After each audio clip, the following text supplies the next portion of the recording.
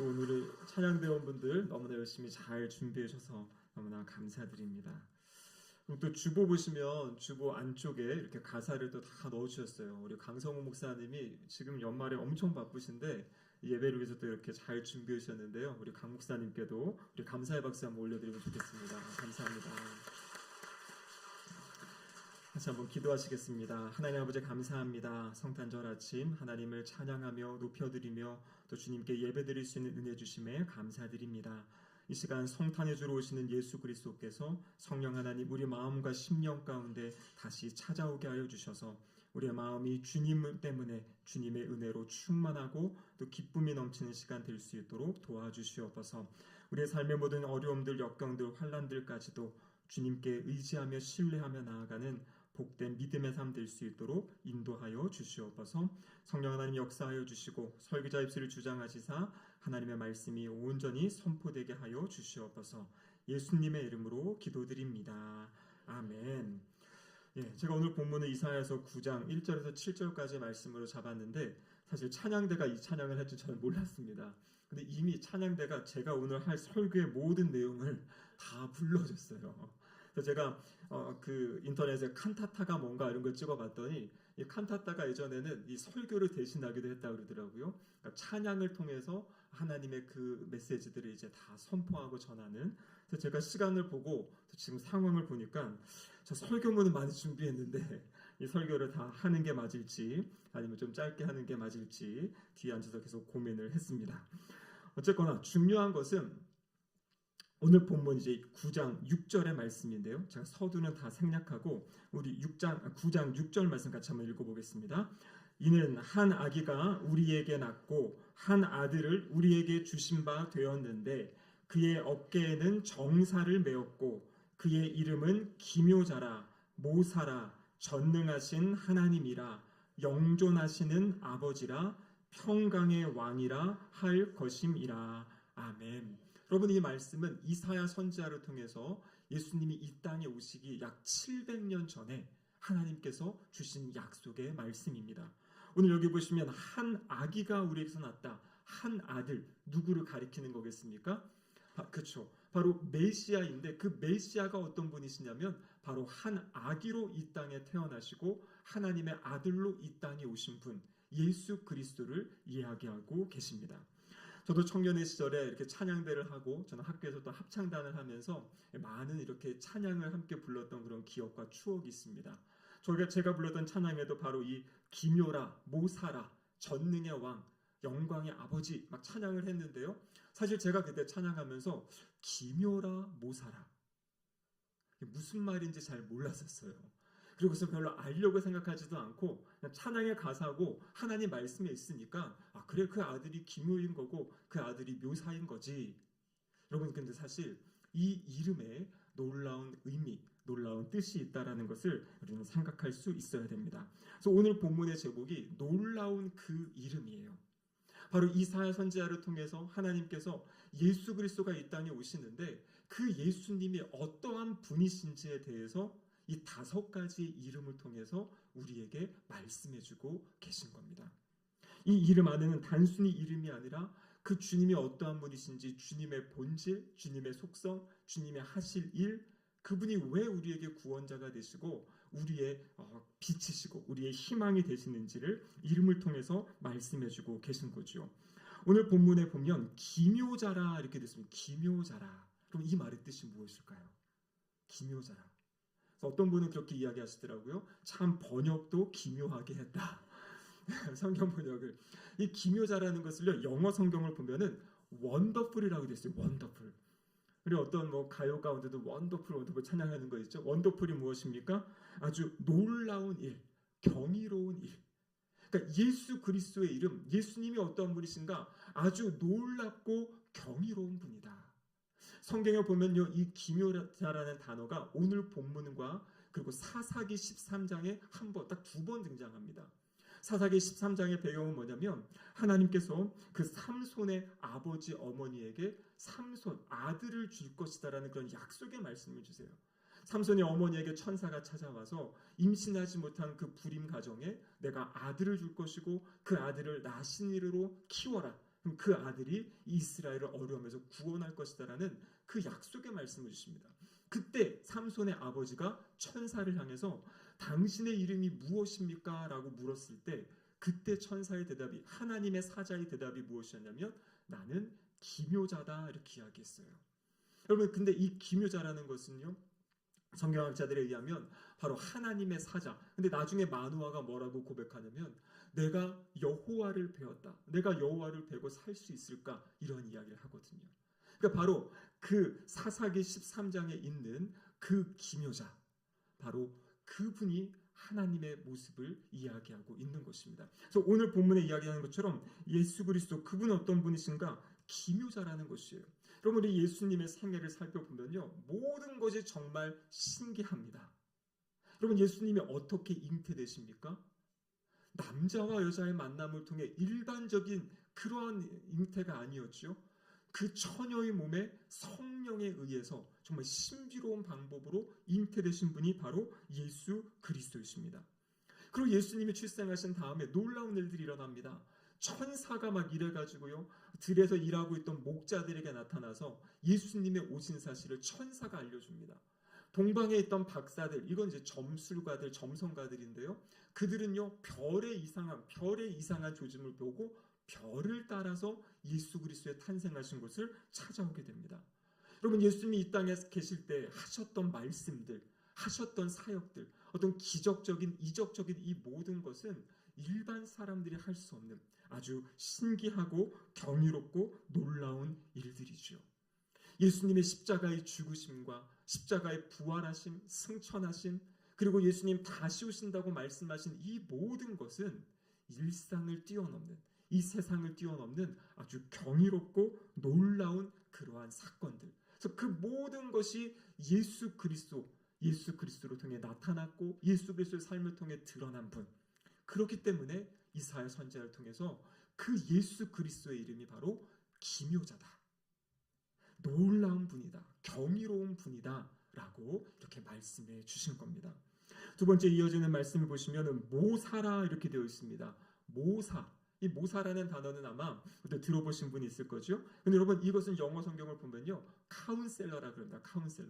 요즘 우리 카운셀러 이야기 많이 하죠. 상담자라고 이야기합니다. 근데 모사의 뜻은 상담하는 것뿐만 아니라 그 이야기를 듣고 앞으로 어떻게 이 삶을 풀어가야 될지까지 이야기해주고 가르쳐 주시는 분. 이것을 어떤 성경학자는 이제 탁월한 능력을 발휘하는 어떤 지략가다.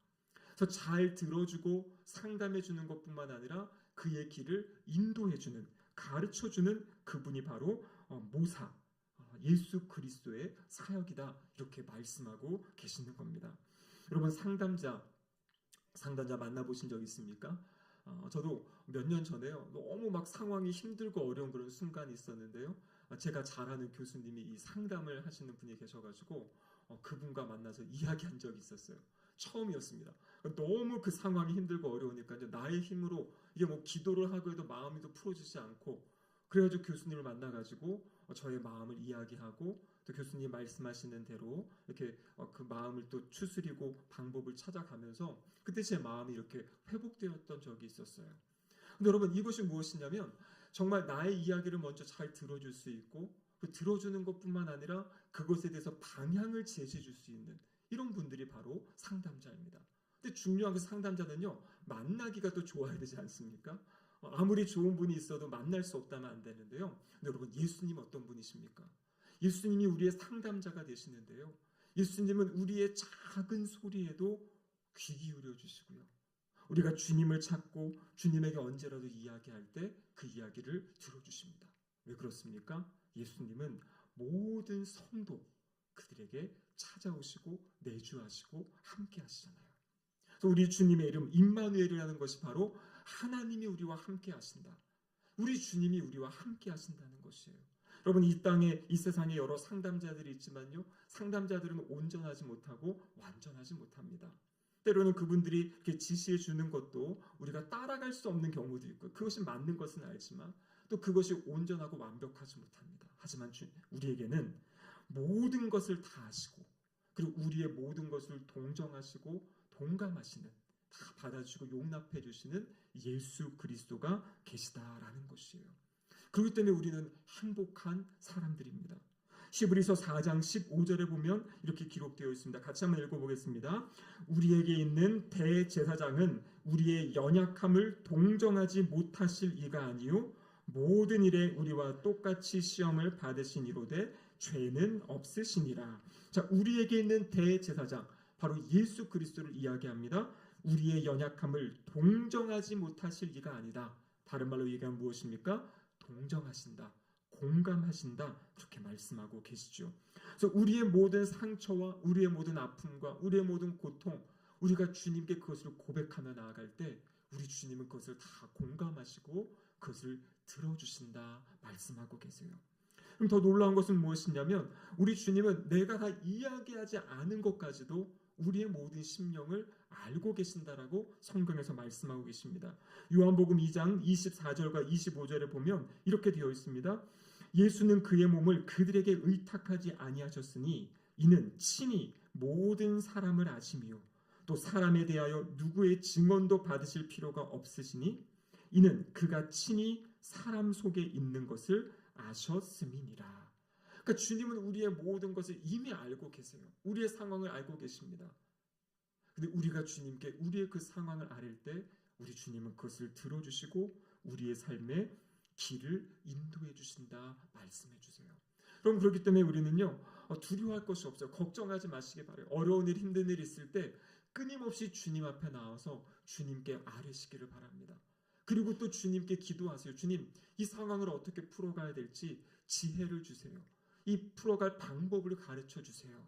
라고 기도할 때 우리의 모사가 되시는 주님께서 우리의 삶에 새로운 일을 행하실 줄로 믿습니다. 여러분 세 번째 보면요. 전능하신 하나님이다 이렇게 이야기하고 있죠. 우리가 사도신경 고백할 때 어떻게 고백합니까? 나는 전능하신 아버지 하나님 천지의 창조주를 믿습니다. 그러니까 하나님의 전능하심과 가장 긴밀하게 연결되는 것은 무엇이냐면 세상을 창조하신 것, 그것을 이야기하고 있습니다. 근데 여러분 잘 알고 계시죠? 요한복음 1장 3절에 보면 이렇게 기록되어 있습니다.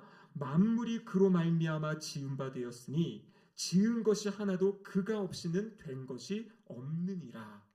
여기 나오는 만물이 그로 말미암아 지은 받았다. 여기 그가 누구이십니까? 바로 예수 그리스도를 이야기하고 계십니다. 골로새서 1장 16절에서도요. 만물이 그에게서 창조되되 하늘과 땅과 보이는 것과 보이지 않는 그 모든 것이 바로 예수 그리스도를 통해서 창조되었다 이렇게 말씀하고 계세요. 우리가 그냥 생각할 때 창조주 하면은 성부 하나님만 생각할 수 있는데요. 성경은 성자 예수 그리스도께서 그 창조의 사역에 함께 하신 것을 여러 군데에서 증언하고 계신 것이에요. 그래서 예수님은 이 땅에 오셔서 십자가에 달려 죽으시고 부활하신 것뿐만 아니라 예수님이 바로 전능하신 하나님, 이 우주 만물을 창조하신 그 하나님이심을 믿으시기를 바랍니다. 하늘의 별들을 자리에 위치하게 하시고요. 저 태양의 불을 점화하신 분이 누구냐면 우리가 믿는 예수 그리스도시다라는 것이에요. 요한복음을 보면 7가지 놀라운 기적들이 있습니다. 여러분 이 모든 기적은요. 바로 예수님의 신성, 예수님의 하나님 되심을 나타내고 드러내 보여주시는 것이에요. 물이 포도주로 변했지요. 그것은 바로 모든 그 질적인 변화를 일으키시는 분이 예수 그리스도세요. 멀리 떨어져 있는 그 왕의 신하를 그냥 말씀으로 그냥 치유하시지 않습니까? 공간을, 이 거리를 초월하시는 예수님의 능력. 38년 된 병자를 고치십니다. 38년 동안 치유되지 않았던 그 시간을 초월하셔서 일하시는 주님의 모습을 성경은 끊임없이 우리에게 가르쳐주고 계십니다. 여러분 우리가 믿는 예수님은요 전능하신 하나님이시다라는 것이에요. 우리의 삶에 어려움이 있고 우리의 삶에 해결되지 않는 그 문제들이 있을지라도 세상을 창조하시고 나를 만드시고 우리의 이 모든 삶을 다스리시고 주관하시는 그 예수님께 의지하며 신뢰할 때 주님께서 우리의 삶에 새로운 일을 행하시는 줄로 믿습니다. 믿으시죠? 네 번째가 아주 중요합니다. 영존하시는 아버지라. 우리가 아버지라고 하면요 하나님 성부 하나님을 이제 아버지라고 부르는데요 성경에서 이곳에서만 예수 그리스도를 향해서 영존하시는 아버지다라고 이렇게 말씀하고 계세요. 여러분, 성경에서 말하는 아버지라는 호칭 여러 가지 내용들을 담고 있는데요. 오늘 이 본문에서는 어떤 의미냐면 생명을 주시는 분으로서의 아버지를 이야기하고 있어요. 예수님이 우리에게 생명을 주시는 분이다. 그렇기 때문에 예수님이 우리의 아버지시다. 이렇게 오늘 본문이 우리에게 말씀하고 계신 겁니다. 요한복음 17장 2절에 보면 이렇게 말씀이 기록되어 있습니다. 같이 한번 읽어보겠습니다. 아버지께서 아들에게 주신 모든 사람에게 영생을 주게 하시려고 만민을 다스리는 권세를 아들에게 주셨음이로소이다. 여기 보십시오. 아버지께서 아들에게 주신 모든 사람에게 영생을 주게 하려 하시려고, 바로 예수 그리스도께서 영생을 주시는 겁니다. 아버지께서 그것을 허락하셨죠. 그래서 아들에게, 예수님께 만물을 다스리는 권세를 주셨다.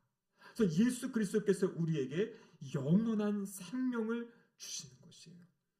예수님을 믿는 그 순간 우리 안에 영원한 생명, 영원한 아버지라고 그랬죠. 영존하시는 아버지, 예수님이 영원하신 분이시기 때문에 영원하신 예수님께서 우리에게 주신 생명, 그 생명은 바로 영생하는 생명이다. 이렇게 말씀하고 계세요.